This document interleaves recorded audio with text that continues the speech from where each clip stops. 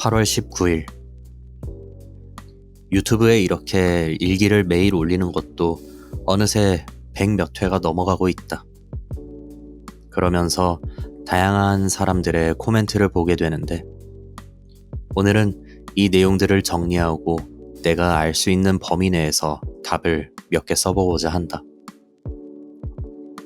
여기서 이야기하는 것은 어디까지나 지금 영상을 올리는 나의 개인적인 견해이며 정확하지 않은 정보의 경우 댓글에서의 토론을 통해 부가적인 설명을 해주신다면 감사하겠습니다. 가장 큰 문제는 나이 문제일 것이다. 오폴에 지원하려고 생각했을 때 나도 머릿속에 가장 처음 떠올랐던 게 이 나이 문제이다. 생각을 해보자. 해대생들은 배에 올라가면은 24살, 5살 정도에 시작하는데 난 이미 30살이 넘었고 그렇다면은 오폴에 지원하고 30살이면은 불리하지 않을까? 결론부터 말하자면은 35살까지는 3급 항해사 과정을 지원하는데 문제가 없다 생각한다. 그보다 나이가 높지만 항해사의 꿈을 계속해서 꾼다 또는 안정적이게 항해사가 되고 싶다라고 한다면 5급 항해사 과정에 지원하는 것은 어떻겠는가? 5급 항해사 과정을 추천하는 이유는 좀 이따가 다시 설명하겠다. 나이에 대한 질문들은 유튜브 코멘트뿐만 아니라 DC 성겔에서도 자주 보이는 부류의 질문이다. 지금 자신의 나이로 오션폴리텍에 지원해서 배를 타고 싶다 또는 새로운 커리어를 시작하고 싶다라고 생각을 한다면 다음과 같은 조건을 같이 생각해 봐야 한다.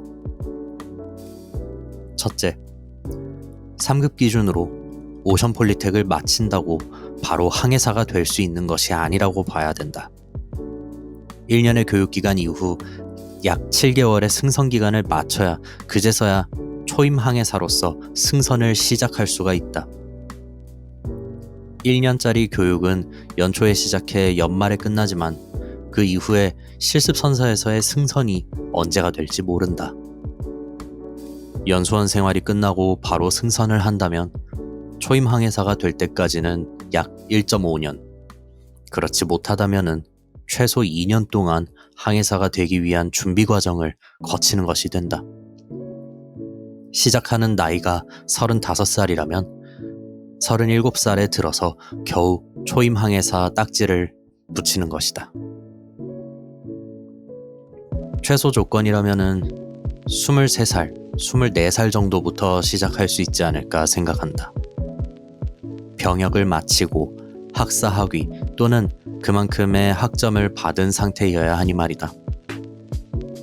물론 동기 중에는 강철과 같은 의지를 가지고 학점은행제만으로 입교 조건을 클리어한 경우도 있다. 아까 5급을 추천하는 경우가 있었는데 왜 5급을 추천하는가 하면은 EBS에서의 다큐 나는 선원이다에서 당시 만 나이 55세의 오션폴리텍 선배가 등장한다. 교수님의 말로는 이분이 57세로 오폴에 입교하고 교육 잘 받고 25년 지금은 외항상선의 항해사로 근무를 하신다 한다. 그렇기에 어떻게든 자신이 항해사의 꿈을 이루고 싶다면은 그리고 나이가 내가 추천했던 것보다 너무 많다고 생각한다면은 5급에 지원하는 것은 어떨까? 연수원 생활과 공부에 관련해서도 가끔 질문을 받았었다. 33기 기준 연수원에서의 생활은 4인 1실로 이루어진다. 승선 실습을 위한 배에 올라가서도 같은 동기들과 방을 나눠서 쓴다. 첫날에 들어갔을 때부터 담당 교수가 말했던 것은 동기가 마음에 안 들면 네가 나가면 돼요 였다. 그러니 마음에 안 들더라도 또는 서로 불편하더라도 알아서 잘 지내면 될 일이다. 대부분의 오션폴리텍 교육생들의 경우 군대를 가봤으니 알겠지만 그냥 군대에서의 단체 생활과 크게 다를 것은 없다. 점호하고 청소하고 단체 생활, 그거다.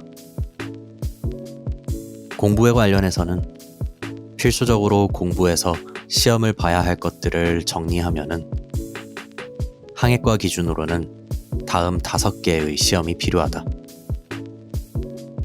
3급 항해사 필기시험, 2급 항해사 필기시험, 전파전자통신기능사 필기, GOC 면접 합격, 토익 또는 상응하는 영어 자격증. 항해사 필기시험은 3급과 2급이 있으며 연 4회 열리는 정기시험에 맞춰 시험을 치는 것이 보통이다. 상시시험도 있지만 이는 주중에 열리기에 연수원에서의 수업을 빼고 시험을 친다는 디메리트가 생긴다. 무엇보다 교수님들이 상시시험을 치러 나간다고 외출증을 써달라고 하면은 써주지 않는다. 몰래 나가서 합격해도 시험을 언제 합격했는지 증서에 적혀 있으니 알아서 잘 처신하자. 2급 시험은 필수는 아니다. 하지만 합격하면은 연수원 내에서의 순위평가 그리고 면접 시에 어느 정도 도움이 된다고 하니 동기들은 이것을 시험을 보고 합격하는 경우가 있다. 전파전자통신기능사는 선박에서 VHF와 같은 무선 통신 장비를 사용하기 위해 필수적인 면허이다. 이게 없으면은 실습생으로서 배에 탈 수는 있어도 항해사로서 고용을 할 수 없는 경우가 생긴다. 이거는 연수원 들어오고 초반에 제일 먼저 준비하고 시험을 쳤던 자격증이다. 무엇보다 난이도가 좀 있다 보니 실패하는 동기들도 많았다. GOC 면접은 조난 신호기 등을 포함한 선박 무선 통신 설비의 운용에 관한 시험이다. 전파전자통신 기능사와 세트로 클리어해야 하는 시험이기도 한데 이미 있는 문제뱅크에서 무작위 문제들을 구두로 면접 보는 시험이다 보니 운도 따라야 하고 자신의 실력도 있어야 한다. 면접으로 보는 시험이기에 얼타는 순간 떨어지는 것은 순식간이었다. 오션폴리텍에서 제시하는 3급 해기사의 졸업에 필요한 토익의 최소 점수는 500점이다. 그 이상부터는 학과전수에서는 환산해서 가산점으로 취급한다. 개인적인 의견이지만은 내가 영어가 젬병이다. 그렇다면은 오픽이나 토익 스피킹, GTEF와 같은 다른 것들을 쳐서 토익 점수로 환산하는 것도 전략적인 방법이다. 극단적인 예시로는 GTEF는 반타작만 맞아도 토익 환산 점수가 600점대이니 토익 500점 최소 점수를 충분히 넘기게 된다. 그 외로 무언가 공부를 해야 하는가 라고 생각을 한다면 개인적으로는 고등학교 수학이지 않을까. 항해사는 문과인가 이과인가 라고 누군가 질문을 한다면 나는 이과에 가깝다고 생각한다. 선위 측정, 태양 방위각, 조석표 계산, 선박의 복원력 계산 등등. 현직에서는 자동화된 프로그램이 있는 경우도 있다 하지만 무엇이 있든 간에 알아들어야지 연수원에서 공부라도 하니 고등학교 수학은 복습을 해놓는 게 필요하다 생각한다. 마지막으로 지원하기에 앞서서의 마음가짐이다. 여기서부터는 나의 개인적인 경험과 의견을 종합해서 말을 해본다. 나는 우선 감정을 입으로 크게 드러내지 않는다.